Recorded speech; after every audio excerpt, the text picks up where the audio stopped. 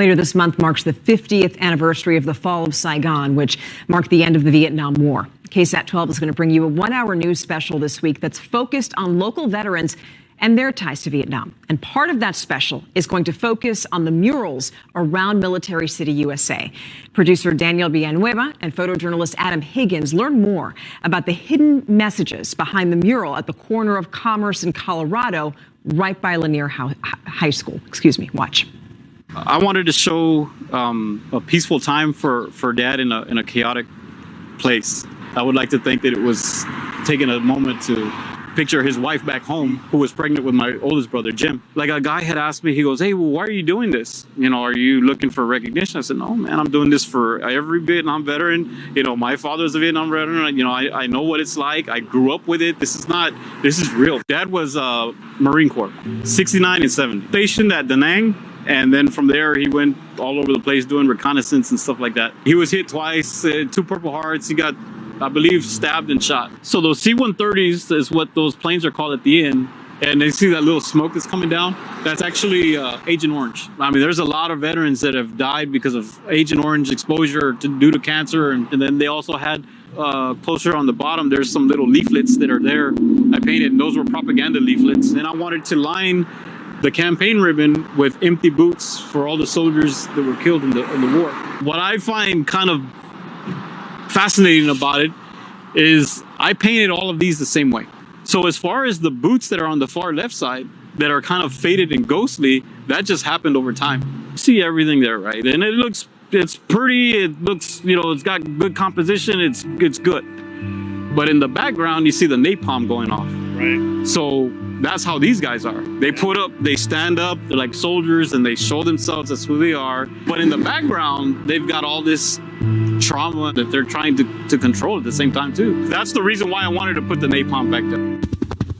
The old man, when he came back, he's like, "Son, this is the way you gotta be. You gotta defend yourself, and you gotta watch your back, and you gotta sit in the back of the room and face the door, and you gotta," it was like pretty extreme, He didn't have any support system really. He started to drink to kind of numb the situation. One wouldn't cut it, so 2 became a 6-pack, became a 12-pack, and then before you know it, he's a full-blown alcoholic. And that's how he dealt with the effects of the war, the trauma. No one reaching out for any kind of PTSD help or anything like that. He was at a bar. He was sitting there drinking, and a gentleman had walked up to him and asked him, "Hey, did you serve in Vietnam?" So, "Yeah, I did." He goes, "Well, what are you doing?" "Having a beer." He goes, "No, sir. You are not honoring them by becoming what you are." And Dad was like, and he walked away. He started to become sober. He joined the military order, the Purple Heart. When I was painting this mural, I was in a zone and working. There was a gentleman, he was walking on the sidewalk, and he had a box of chicken. And he walked up to me. He didn't say one word. He gave me the chicken. With tears in his eyes and tremble in his lip, he could not say anything. He just gave me the chicken. And I think that people should take from this, especially veterans, because this is who it's for. That you can come over here and you can reflect, you can remember, because it's not going to go away. You just have to deal with it, right? So if you come over here, you can look at this piece, you can remember your friends, you can remember that you survived and you made it, you're here. We can move forward now. It's time to move forward, and you can leave whatever energy, bad, negative energy you want, leave it on the wall, leave it there.